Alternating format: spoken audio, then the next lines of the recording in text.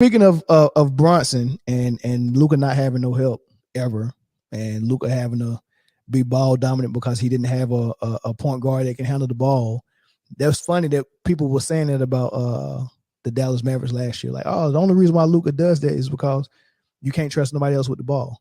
Well, I'm glad New York trusts Brunson with the ball because he's killing, right? And this Miami Heat and New York Knicks rivalry that I grew up on. I don't know if you've seen when Van Gundy was coaching the Knicks and they had that big fight, that big brawl, and Van Gundy was on the ground grabbing Alonzo Mourning leg. Did you see that? Mm-hmm. I think I seen like tapes of that. Man, you got You Oakley. forget I I'm mean, only I'm talking about, 27 years old. bruh, you missed it, man. New York Miami Heat rivalry was real. Hardaway was the point guard.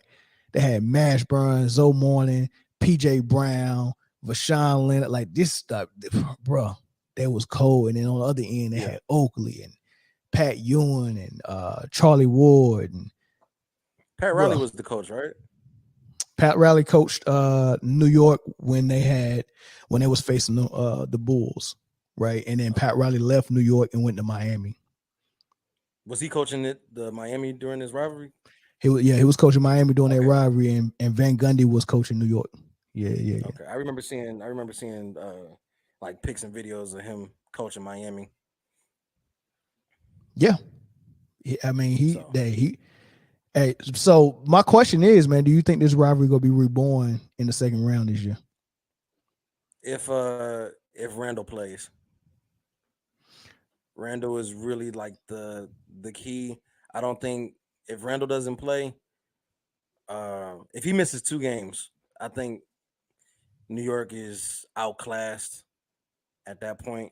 But if Randall plays and plays healthy, then you got 7 games on your hand, and it honestly can go to whoever has the bigger game in Game 7. You think it's It's gonna going go to be back and forth like physical. that? Yeah, absolutely. Well, I mean, I said this about New York and Cleveland wet the bed. So, but these two, New York and Miami, are like really trench style teams. They They're similar. They they're similar. not They got the flashy. same. They're Yeah, not flashy. They're dirty, gritty, in your face, physical basketball, and it's gonna be a lot of ugly looking games on the stat sheet. But watching it with your eyes is it's gonna be probably one of the best appreciative. series in Yeah, the playoff. Yeah. yeah. That's what I'm looking for, man. And I didn't see New York developing into this, right? Picking up Mm-hmm. Jalen Brunson, you getting a different type of dude, right? So I knew Jalen Brunson was gonna be a game changer, attitude changer. I knew he was gonna be that type of guy for New York.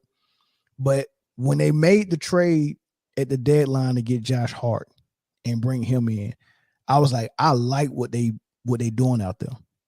Randall was already a guy that was hard nosed and tough like that. Then you get Josh Hart, who's a good wing defender, and another tough nosed guys that can hit shots.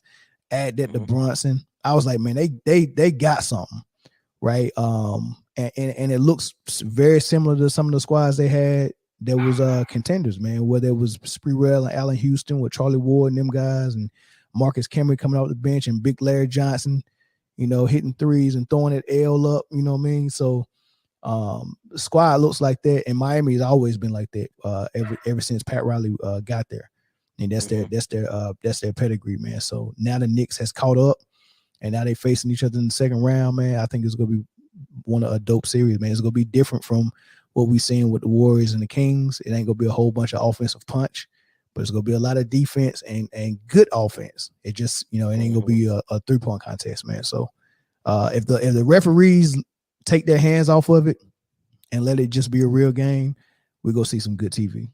This will probably be the lowest scoring series in the playoffs this year.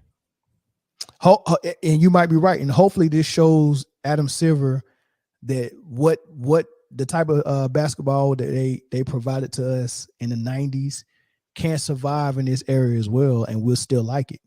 Like you don't have to have 150 and 160 points on both ends of the floor in order for us to enjoy basketball. So if the Knicks and the Heat show us some gritty 90s style basketball and the ratings are sky high, hopefully Adam Silver will say, okay, we go prioritize defense again, and we're going to allow defense. We're not trying to go with what David Stern started, where we had to have a lot of scoring and a lot of high flying athletes and dunks and threes. Like, let's go back to regular basketball, and hopefully this kind of sparks that, man.